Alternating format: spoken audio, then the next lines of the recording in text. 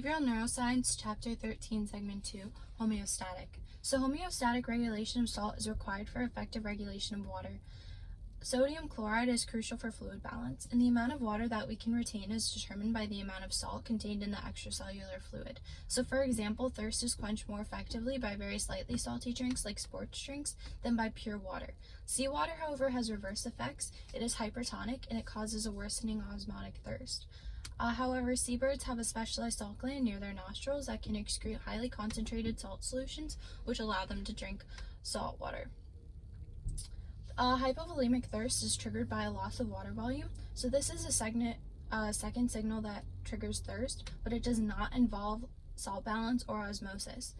So dramatic losses of fluid from the body due to hemorrhage, vomiting, diarrhea, it may trigger thirst that is primarily hypovolemic in nature, and what will happen is that the blood vessels that would normally be full and slightly stretched no longer contain their full capacity, and then blood pressure drops, which makes a person become thirsty, and it does not change the concentration of the extracellular fluid, only the volume. Baroreceptors are pressure receptors in the heart or major arteries that detects the fall in blood pressure, and the initial drop in extracellular volume is detected by this. So the baroreceptors will send signals which activate the brain, which activates a variety of responses such as thirst to replace lost water and salt hunger to replace solutes. There are also hormonal responses to dehydration. These are created by peptide hormones, which have physiological responses to hypovolemia. Some of these peptides are ANP, and what will happen with ANP is that the baroreceptors will detect a drop in blood pressure, and then the heart will decrease its secretion of ANP, which reduces the blood pressure and inhibits drinking and promotes the excretion of water and salt at the kidneys. Then ADH, what will happen with this is that the brain steps up release of the vasopressin from the pituitary gland, which induces additional constriction of blood vessels and instructs the kidneys to reduce water flow to the bladder. Also, the circadian system at night will slow urine production and prevent dehydration during sleeping. So there's a third hormonal response to conserve water, which comes from the kidneys, and they release an enzyme renin into the circulation, which triggers the circulation of the hormone angiotensin II, which is produced in the blood by action of renin, and it has some water conserving actions. So it will constrict blood vessels and increase blood pressure. It triggers the release of vasopressin and aldosterone, and it directly regulates behavior through actions at neural sites located in the forebrain, especially in the circumventricular organs.